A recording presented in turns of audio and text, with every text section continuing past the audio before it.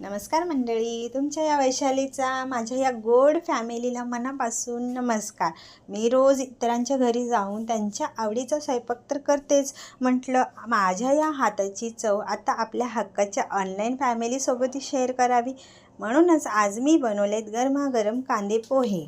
तर मंडळी, कढईत आपण तेल तापवून हिंग, राई, कढीपत्त्याची फोडणी दिली। मग बारीक चिरलेला कांदा मंद गॅसवर झाकण ठेवून छान मऊ करून घेतला। त्यात थोडी हळद, भिजवलेले पोहे, चवीनुसार मीठ, साखर आणि लिंबाचा रस घालून मी एकजीव केलेलं व्यवस्थित पोहेत। तर 2 मिनिटं आपण त्याला वाफ काढून घेतली।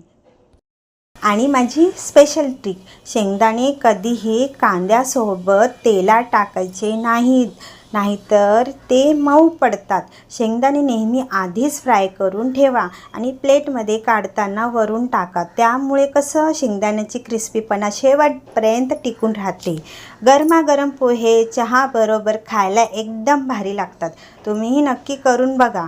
माझ्या पहिल्या पराठ्याच्या व्हिडिओला तुम्ही दिलेल्या प्रेमासाठी खूप खूप धन्यवाद। पण तुम्ही ही रेसिपी कशी वाटली मला नक्कीच कमेंटमध्ये सांगा। आणि तुमचा या बहिणीला सपोर्ट करण्यासाठी व्हिडिओला लाईक आणि सबस्क्राईब करायला प्लीज विसरू नका। Bye and thank you.